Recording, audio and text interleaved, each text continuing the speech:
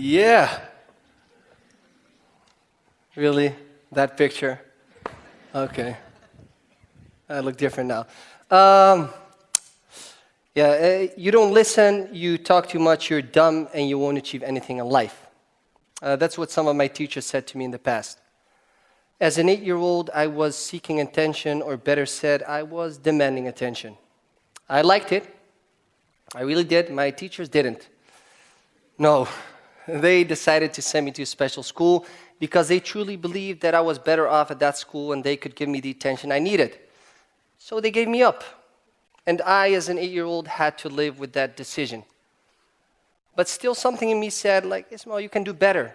This is not who you are. You're better than this.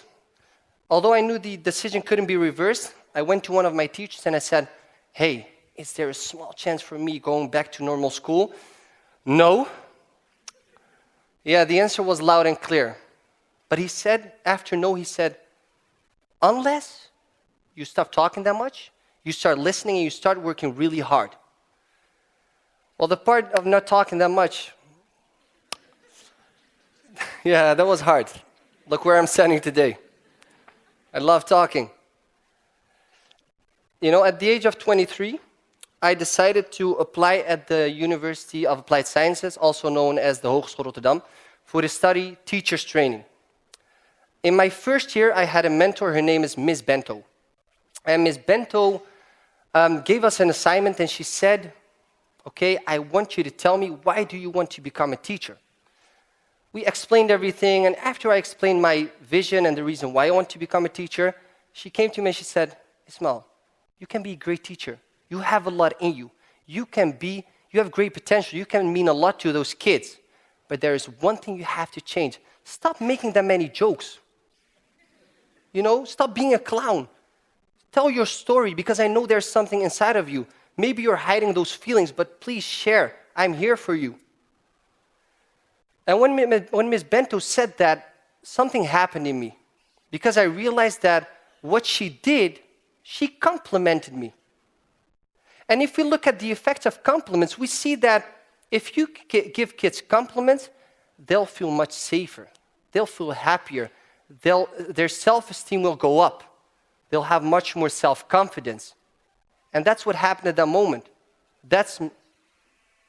Thank you so much. No, but really, and it's okay. I'm going to hit you in a couple of hours.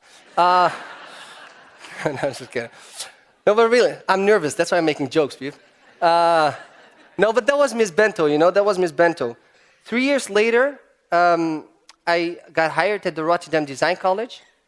And maybe some of you know the school from the news, but I'm not going to talk about that much, or else I'm going to become emotional. But what really happened is when I got hired, I knew that I would teach kids who have a low self-esteem, kids who don't believe in themselves, kids who are afraid to share their story. So in one of my first classes, I noticed one thing. Each and every kid said constantly the same thing. I can't, I'm dumb, I can't, I'm dumb. I looked at them and I saw myself. And I was like, okay, let me wait, maybe it'll change. But it didn't. So after hearing that each and every day, I became upset and I slammed on the table really hard. I was upset. And I said, from now on, this day, this is the last time that you'll ever say you're dumb or you can't. Or else, you see that board? You're going to write 1,000 times, I can and I'm smart. That's what I did. Because it hurt my feelings at that point. How can you tell yourself that you're dumb? How can you tell that you can't? I told them, guys, listen up. I believe in you, but you gotta give me the feeling that you truly believe in yourself. I'm here to help you. That's what I did. After that day, they never said it again. Maybe because of the fact that I had to write it down 1,000 times. Probably. But that's what I did. And the thing is, what happened afterwards for me is that, I thought about Ms. Bento again, and I was like, okay, Ms. Bento did not only complimented me, what she did besides that is she believed in me. She believed in me like no other teacher did. And she also asked me to show vulnerability. Express your feeling. Tell me what you're feeling. Tell me what's wrong with you. And let's be honest, if we look at the power of vulnerability, we see that it connects people. And it doesn't matter what the difference in age is. Share your story. Share your story. And a lot of people, if you look back, I see a lot of teachers, when they talk to their kids, the only thing they do is, you're good, you're good, you're good, good, good, great. Really? That's not how you should approach kids. This is what I do in my class. How are you doing? Good, sir. No, I asked you, how are you really doing? I see something's going on. Okay, walk with me. And I have a conversation with them. I ask them how they're really doing. I want to know what their story is. Because the fact that kids tell themselves they're dumb and they're not capable of doing anything in life means someone said that to them in the past. And let's be honest, people, we all know self-fulfilling prophecy. You know the theory. If you keep on telling yourself that you're dumb and you can't do something, you'll truly believe that and you'll act upon that. And that's something that bothers me. I don't want that to happen. But another thing is, a lot of teachers nowadays, they don't interact with their pupils. The only thing they do is, hey, how are you doing? Oh, yeah, today you have class, and yeah, okay, today I'm going to teach you. You have to listen, that's it. No, that's not how it has to be. Talk to them. Because let's go back to by the way, the term dumb. What is dumb? Is there someone who can tell me what dumb is? Because I don't believe in that. People being dumb. The fact that someone has a higher level doesn't mean that he is smart and a person who has a lower level is dumb. We don't know the story. And the only way to know the story of that kid is by showing sincere interest. Asking them how they're doing. Hanging out with them. Going with them to the movies. Eat something outside. You're connecting with each other.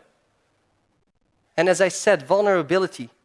One of my classes last year came to me and I had a rough period. You know, I had a lot going on in my mind. I did a lot and my sister got sick. So I wasn't there anymore. My mind was full of everything. And they came in class and they said, sir, to be honest, we have the feeling that you neglected us. And we don't feel, I don't know, it's like you don't see us anymore and you don't talk to us anymore. It's like, do you still care about us? And at that point, I thought about what Ms. Bento asked me to do. She said, show your feeling, share your story. And that's what I did. I shared my story. I told them the truth. Guys, my sister got sick. You know, I'm doing a lot, like I'm really exhausted. I showed vulnerability. At the end, you know, we connected. We hugged each other. They cried. It's not like I didn't cry. The room was dusty and I had an allergy, so you know, I didn't cry. But I liked it. I really liked it at that point. As I said, people, show sincere interest. We can never draw conclusions based on nothing. We can never say that a kid, oh my God, that kid, yeah, oh, so aggressive, ADHD. You don't know what the background is. You don't know the story. As I said, interact with them. If you see me at school, you can ask all of my colleagues. You'll never find Ismail with his colleagues. I'm always with the kids, no matter where I am. And it's constantly it goes back and forth, constantly from that room, sir, can I need, sir. But I love it because I was that kid. Kids want to be seen. They want to be heard. And if they see that you truly believe in them, and if they see that you speak from your heart, you'll reach their heart, definitely. And this year, there was a girl, I'll never forget that, it was Valentine's Day, and I was teaching the first class, and I saw 5 of those girls from my 3rd class coming into my room with their phone. They grabbed their phone, and I thought, okay, what did I do? Okay, I didn't steal anything. No, that was in the past, you know. No, but I was seriously. I thought, okay, what's going on? And she had a paper in her hand, And she read her story, and she said, Sir Aghzanay, today it's Valentine's Day, and I want to put some light on you. You know my story. Since the day I've told you my story, we've connected in such a way it's beyond words. And sir, to be honest, you know my story that I've never had a dad. But since I have you, it feels like I have a dad. I